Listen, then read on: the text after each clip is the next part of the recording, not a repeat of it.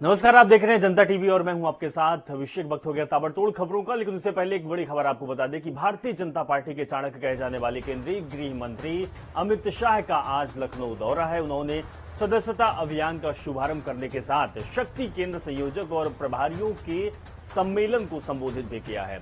इसके बाद अमित शाह संगठन की अलग अलग बैठकें लेंगे, कार्यकर्ताओं को चुनावी मंत्र भी देंगे। हम आपको तस्वीर दिखा रहे हैं लखनऊ से, जो कि अमित शाह लखनऊ पहुंच चुके हैं और कार्यक्रम स्थल पर मौजूद हैं। कार्यकर्ताओं को चुनावी मंत्र देने के साथ ही वो प्रदेश प्रभारी और चुनाव प्रभारी सहित भाजपा कोर कमेटी के साथ बैठक कर अब तक की तैयारियों की समीक्षा करेंगे और साथ ही अमित शाह रणनीति पर चर्चा भी करेंगे। तो बड़ी खबर हम आपको दिखा रहे हैं, लखनऊ में अमित शाह पहुंच चुके हैं, कार्यक्रम स्थल पर मौजूद हैं। अनूप कुमार सिंह मौके पर मौजूद हैं, लखनऊ से उनके पास चलते हैं। अनूप, अमित शाह का दौरा है, दौरा किस तरीके से देखा जा सकता है और कार्यक्रम के क्या क्या कुछ होने वाला है, कार्यक्रम की क्या रूपरेखा रहेगी?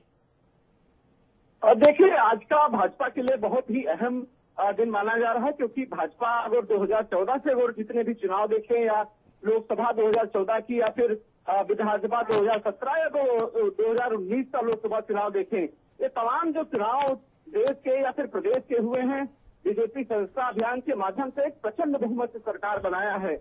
ऐसे में एक बार फिर से राजनीति के चाणक्य कहे जाने वाले अमित शाह लखनऊ पहुंचे हैं और कार्यकर्ताओं को संबोधन दे रहे हैं। साथ ही साथ प्रचार वाहन जो है वो उसको हरी झंडी दिखाया है। ये उत्तर प्रदेश में जाकर भाजपा के सदस्यता अभियान को आगे बढ़ाएंगे। आज उत्तर प्रदेश में 1,63,000 जो बूथ बनाए गए हैं, जिसमें हर बूथ पर 100 सदस्य जोड़ने का लक्ष्य रखा गया है। ऐसे में अगर भाजपा 1.5 करोड़ इन दिनों अगर सदस्य बना लेती, तो आने वाले समय में भाजपा के पास 4 करोड़ सदस्य हो जाएंगे, जिससे 2022 का जो चुनाव है वो जीतने में आसानी रहेगी। करीब 300 के पार सीटें और जाएंगी जो भाजपा का, और 4 करोड़ के आसपास सदस्य बन जाएंगे। तो आज का दिन काफी अहम माना जा रहा है, क्योंकि अमित शाह राजनीति के चाणक्य कहे जाते हैं। ऐसे में बीजेपी चाहती है कि सदस्यता अभियान के सहारे एक बार फिर से 2022 में प्रचंड बहुमत से उत्तर प्रदेश में सरकार बनाए। कुमार सिंह, जिस तरीके से अमित शाह की रणनीति रहती है वो फेल भी नहीं होती है। अगर बात की जाए यूपी चुनाव की, यूपी चुनाव में लगातार जो पार्टी के शीर्ष नेतृत्व हैं वो उनका दौरा उत्तर प्रदेश में चल रहा है। अमित शाह का ये दौरा है, क्या रणनीति रहेगी उत्तर प्रदेश चुनाव के लिए, क्योंकि चुनाव का वक्त अब बहुत कम बचा हुआ है? अब देखिए, जिस तरीके से आज अमित शाह ने ओजस्वी भाषण देते हुए कार्यकर्ताओं से कहा कि दीपावली आने वाली है, दीपावली के से पहले जो कार्यकर्ता है वो हर घर जा करके एक बीजेपी एक परिवार का नारा, और साथ ही साथ उनसे जनसंपर्क लगाकर अभियान चला करके। अब देखिए, बीजेपी की जो प्लानिंग है वो इस तरीके से है कि बीजेपी जब सदस्यता अभियान चलाएगी, वो वोटर्स जो पहली बार वोट डालेंगे उनको सदस्य बनाना, और फिर उसके बाद पन्ना प्रमुख की जो काम है वो शुरू हो जाता है।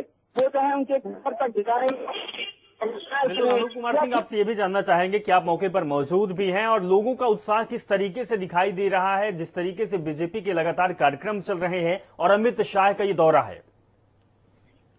अभी तक की जानकारी के अनुसार अभिषेक, मैं बताना चाहूंगा कि जब अमित शाह ने सदस्यता अभियान की शुरुआत की थी, तो अब तक अभी सूचना आई कि 17,000 लोग जो नए सदस्य जुड़ चुके हैं। यानी जो अभियान है, बिल्कुल अनूप कुमार, ये तस्वीर भी दिख रही है कि जिस तरीके से लोगों का यहाँ पर जमावड़ा है, तो वाकई लोगों में कहीं न कहीं उत्साह भी दिखाई दे रहा है। अनूप कुमार सिंह, बहुत बहुत शुक्रिया तमाम जानकारी साझा करने के लिए।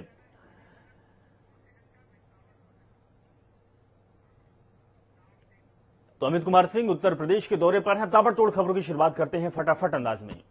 उत्तर प्रदेश विधानसभा चुनाव से पहले चुनावी नब्ज टटोलने केंद्रीय गृह मंत्री अमित शाह लखनऊ पहुंचे। इस दौरान अमित शाह बीजेपी की चुनावी रणनीति को भी धार देंगे। यूपी चुनाव से ठीक पहले अमित शाह का लखनऊ दौरे को राजनीतिक नजरिए से काफी अहम माना जा रहा है। अमित शाह सुबह करीब 11:30 बजे चौधरी चरण हवाई अड्डा पहुंचे और यहां पार्टी मुख्यमंत्री योगी आदित्यनाथ, डिप्टी सीएम और कई बड़े नेताओं ने उनका जोरदार स्वागत किया। इसके बाद शाह वृंदावन योजना स्थित डिफेंस एक्सपो मैदान पहुंचे, जहां पार्टी के सदस्यता अभियान का शुभारंभ किया। केंद्रीय गृह मंत्री अमित शाह ने आज लखनऊ में सदस्यता अभियान का शुभारंभ करने के साथ ही शक्ति केंद्र संयोजक और प्रभारियों के सम्मेलन को संबोधित किया। वहीं आपको बता दें कि इसके बाद अमित शाह संगठन की अलग अलग बैठकें भी लेंगे। उत्तर प्रदेश की योगी आदित्यनाथ सरकार मलिन बस्तियों के स्थान पर अपार्टमेंट बनवाने जा रही है। ये अपार्टमेंट पीपीपी मॉडल पर विकसित किए जाएंगे और इसमें मलिन बस्ती के लोगों को 1000 रुपए पंजीकरण शुल्क पर फ्लैट मिलेगा। गुजरात मॉडल को अपनाते हुए योगी कैबिनेट ने उत्तर प्रदेश स्वस्थानीय मलिन बस्ती पुनर्निर्माण नीति 2021 को हरी झंडी दे दी है। पीपीपी मॉडल के सी में ऐसी ही मलिन बस्तियां चुनी जाएगी जो कि राज्य की भूमि पर, नगरीय निकायों की भूमि पर और नजूल की भूमि पर हो। इस योजना के तहत उन बस्तियों को नहीं लिया जाएगा जो नदी, नाले या अन्य खतरनाक स्थान पर स्थित है। नगर निगमों के मंडलायुक्त की अध्यक्षता में एक कमेटी बनाई जाएगी, जबकि नगर पालिका परिषद वाले शहरों में जिलाधिकारी की अध्यक्षता में समिति बनेगी। वहीं कांग्रेस की प्रतिज्ञा यात्रा आज अमेठी पहुंची। वहीं एस प्रतिज्ञा यात्रा में प्रियंका गांधी के शामिल होने की भी संभावना है। इस दौरान प्रमोद तिवारी और दीपक सिंह साथ हो सकते हैं। उत्तर प्रदेश में डेंगू बेकाबू हो गया है। रोज बड़ी संख्या में मरीज डेंगू की चपेट में आ रहे। प्रदेश में 320 डेंगू संक्रमण के मामले पाए गए। अब राजधानी लखनऊ में भी लगातार डेंगू के केस में इजाफा हो रहा। अकेले लखनऊ में 26 डेंगू केस की पुष्टि हुई है। प्रदेश में 320 मरीज मिलने के साथ ही कुल मरीजों की संख्या 18,000 के पार पहुंच गई। इस बीच मेडिकल टीम ग्राउंड पर रियलिटी चेक करने के दौरान 28 घरों में लार्वा मिलने पर नोटिस भी जारी कर दिया है। प्रदेश सरकार ने शीरा साल 2021-22 के लिए शीरा नीति घोषित कर दी है। कैबिनेट ने आबकारी विभाग की ओर से इस बारे में लाए गए प्रस्ताव को मंजूरी दी। इस प्रस्ताव के अनुसार प्रदेश की चीनी मिलों को अपने कुल शीरा उत्पादन का 18% हिस्सा देसी शराब बनाने वाले डिस्टिलरियों के लिए आरक्षित करना होगा। आरक्षित शीरा इन डिस्टिलरियों को सरकार की ओर से निर्धारित कम दरों पर उपलब्ध कराया जाता है। बाकी बचे शीरे को चीनी मिलें खुले बाजार में महंगी दरों पर बेचती है। ये जानकारी आबकारी विभाग की ओर से मुख्य सचिव संजय भूसरेड्डी के द्वारा दी गई है। आगामी विधानसभा चुनाव को लेकर प्रगतिशील समाजवादी पार्टी की रथ यात्रा बिजनौर के रामलीला मैदान पहुंची, जहां पर जमा कार्यकर्ताओं ने इस रथ यात्रा का स्वागत करते हुए पार्टी के राष्ट्रीय अध्यक्ष शिवपाल यादव का नारेबाजी के साथ स्वागत किया। पार्टी के राष्ट्रीय अध्यक्ष शिवपाल यादव ने जनता का आभार जताते हुए बताया कि ये रथ यात्रा अयोध्या की नगरी पर जाकर खत्म होगी। हमने अब तक आधी यूपी की यात्रा कर ली है। आगामी विधानसभा चुनाव में अब की बार प्रगतिशील समाजवादी पार्टी का एक बड़े राजनीतिक दल से गठबंधन होने जा रहा है। अखिलेश से गठबंधन करने के सवाल पर शिवपाल यादव ने कहा है कि अभी समय आने पर गठबंधन का खुलासा किया जाएगा। वहीं प्रदेश सरकार पर बरसते हुए शिवपाल यादव ने कहा कि झूठों की सरकार है। उन्होंने झूठ के अलावा कोई भी काम प्रदेश के लिए नहीं किया है। एमपी एमएलए की कोर्ट ने सपा सांसद आजम खान के अधिवक्ताओं को एक और झटका दिया है। कोर्ट ने बचाव पक्ष की ओर से गवाह से जिरह के लिए वक्त मांगने का प्रार्थना पत्र खारिज करते हुए जिरह का अवसर खत्म कर दिया और दूसरे गवाहों को तलब कर दिया। बता दें कि सपा सांसद आजम खान के बेटे अब्दुल्ला आजम खान के 2 जन्म प्रमाण पत्र, पासपोर्ट और पैन कार्ड के मामले की सुनवाई एमपी एमएलए कोर्ट में चल रही है। इन तीनों मामलों में चार्ज फ्रेम किए जा चुके हैं, साथ ही गवाही शुरू हो चुकी है। सपा सांसद के अधिवक्ताओं ने कोर्ट में प्रार्थना पत्र देकर इन केसों को मजिस्ट्रेट ट्रायल का बताकर इसकी सुनवाई मजिस्ट्रेट कोर्ट में कराने की मांग रखी थी। इन पर कोर्ट ने गत दिवस बचाव पक्ष का प्रार्थना पत्र खारिज करते हुए इन मामलों की सुनवाई एमपी एमएलए कोर्ट में करने का आदेश दिया था। आगरा के शाहगंज थाना क्षेत्र में जेपी इलेक्ट्रॉनिक मोबाइल शॉप में लाखों रुपए की चोरी हो गई, जिसमें आसपास के दुकानदारों में हड़कंप मच गया, जिसके बाद सूचना मिलते ही मौके पर पहुंची पुलिस मामले की छानबीन में जुट गई। प्रयागराज के कर्नलगंज थाना क्षेत्र में स्थानीय पुलिस के प्रयास से 2 महीने के पहले हुए विद्यावती देवी अपहरण कांड के मुख्य अभियुक्त रिंकू कचोरी की मुठभेड़ में घायल अवस्था में गिरफ्तार कर लिया गया है। आगरा के मलपुरा थाना क्षेत्र में बिजली विभाग की लापरवाही से संविदा कर्मी की मौत हो गई, जिसके बाद सूचना मिलते ही मौके पर पहुंची पुलिस ने एक कर्मी को पूछताछ के लिए हिरासत में लिया और शव को कब्जे में लेकर पोस्टमार्टम के लिए भेज दिया। लखनऊ की जेल में बंद कैदी की मौत के बाद सीतापुर में उसका शव पहुंचा, जहां समाजवादी पार्टी के नेता भी उसके घर पहुंचे। वहीं परिवार वालों का आरोप है कि हत्या की गई है, जिसको लेकर एक ज्ञापन एसडीएम बिस्वा को दिया गया। बाराबंकी के कुर्सी कोतवाली क्षेत्र में कर्ज में डूबे 2 युवकों ने पुलिस को फर्जी लूट की सूचना दी। वहीं पुलिस ने फर्जी लूट का खुलासा कर दोनों युवकों पर केस दर्ज कर उनके पास से 4,50,000 रुपए बरामद किए। मिर्जापुर के 700 साल से भी अधिक ऐतिहासिक और प्राचीन सप्तमी का भरत मिलाप रामलीला कमेटी त्रिमोहानी की ओर से निकाला गया। भरत मिलाप को देखते हुए पूरा शहर जश्न में डूबा रहा। वहीं शाम होते ही पूरा शहर सतरंगी रोशनी में भरत मिलाप देखने के लिए उमड़ पड़ा। इटावा के एक दिल क्षेत्र में पिलखर नहर पुल के पास उसके आवास पर दबंगों ने घर में घुसकर किसान यूनियन के जिलाध्यक्ष नरेश गोयल पर लाठी डंडों से जानलेवा हमला कर दिया। हमले में जिलाध्यक्ष नरेश गोयल और एक अन्य साथी बुरी तरह से घायल हो गए। हमले में किसान नेता का हाथ भी टूट गया। वहीं किसान यूनियन के समस्त कार्यकर्ताओं ने कलेक्ट्रेट में पहुंचकर एसएसपी से न्याय की गुहार लगाई। किसान यूनियन के नेताओं ने कहा कि यदि दबंगों पर सख्त कार्रवाई नहीं की जाती तो सड़कों पर उतरकर घेराव करेंगे। हमीरपुर के राठ कस्बे में इश्क गार्डन में चल रहे वैवाहिक कार्यक्रम में दहेज की मांग को लेकर बारात दुल्हन को बगैर ही आधी अधूरी रस्मों के बीच वापस घर लौट गई, जिसके बाद सूचना मिलते ही मौके पर पहुंची पुलिस ने मामले की जांच पड़ताल में जुट गई। मिर्जापुर के अहरौरा क्षेत्र में एक निजी स्कूल में कक्षा 2 में पढ़ने वाले छात्र के शरारत करने पर स्कूल प्रिंसिपल ने उल्टा लटकाकर सजा दिया, जिसका वीडियो सोशल मीडिया पर जमकर वायरल हो रहा है। रायबरेली के पहाड़ी क्षेत्रों में अचानक हुई बारिश के कारण बांधों का जलस्तर बढ़ गया, जिससे गंगा नदी का जलस्तर भी बढ़ा। वहीं जलस्तर बढ़ने से आसपास के इलाकों में बाढ़ जैसे हालात बन गए, साथ ही किसानों की फसल भी पानी में डूब गई। बुलंदशहर के सिकंदराबाद क्षेत्र में संदिग्ध परिस्थितियों में युवक का शव मिलने से इलाके में हड़कंप मच गया, जिसके बाद सूचना मिलते ही मौके पर पहुंची पुलिस ने शव को कब्जे में लेकर पोस्टमार्टम के लिए भेज दिया। भदोही के महाराजगंज बाजार में कैश फॉर इंडिया के बैंक में लूट के 2 आरोपियों को पुलिस ने गिरफ्तार कर लिया है। वहीं पुलिस आरोपियों को गिरफ्तार कर इस पूरे मामले में कड़ी कार्रवाई और पूछताछ कर रही है। एम्स दिल्ली में इलाज के दौरान बीएसएफ के जवान की मौत हो गई, जिसके बाद दिवंगत जवान का शव जैसे ही उसके घर पहुंचा तो परिजनों में कोहराम मच गया। वहीं भारी संख्या में ग्रामीण भी दिवंगत जवान को श्रद्धांजलि देने पहुंचे। मथुरा के हाईवे पर 50 साल के शख्स का शव मिलने से इलाके में हड़कंप मच गया, जिसके बाद सूचना मिलते ही मौके पर पहुंची पुलिस ने शव को कब्जे में लेकर पोस्टमार्टम के लिए भेज दिया और मामले की तफ्तीश में जुट गई।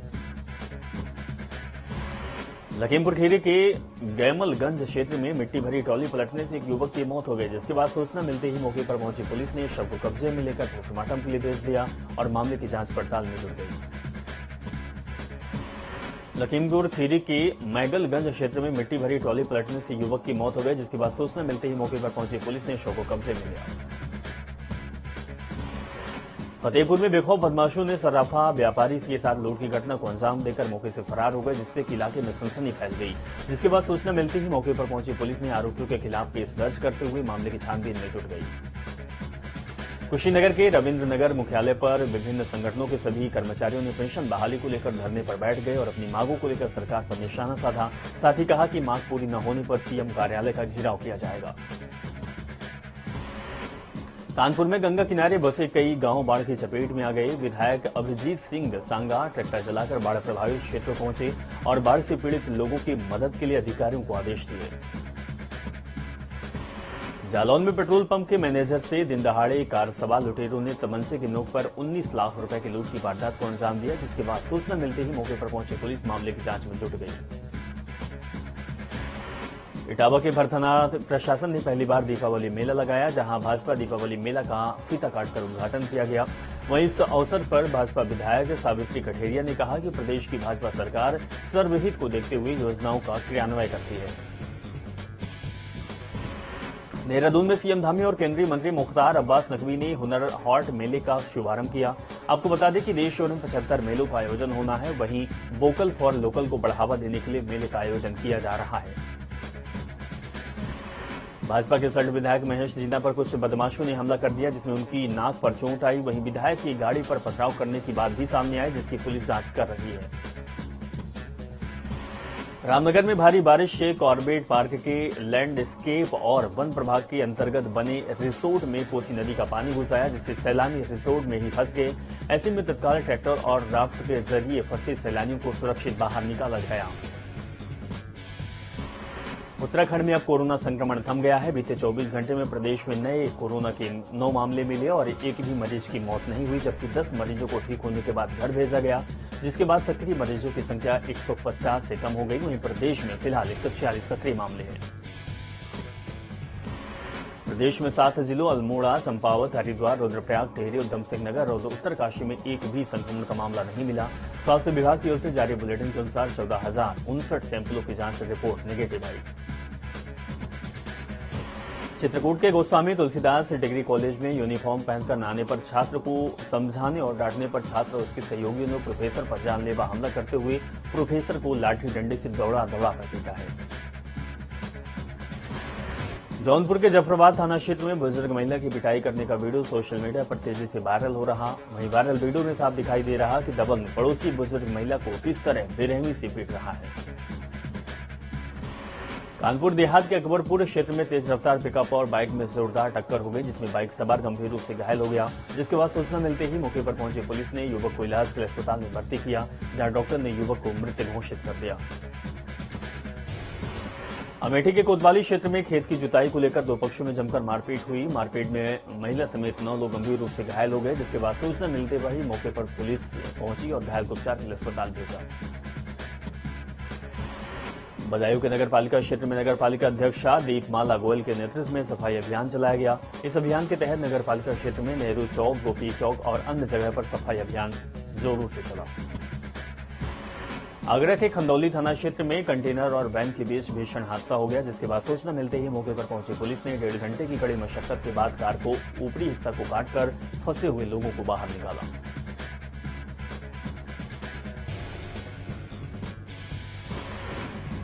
अब कुछ खबरें विस्तार से। गाजीपुर बॉर्डर पर दिल्ली पुलिस की तरफ से 11 महीने पहले लगाए गए किसानों को दिल्ली जाने से रोकने के लिए लगाई गई बैरिकेडिंग और कंक्रीट दीवार सुप्रीम कोर्ट के आदेश के बाद हटाया जा रहा है।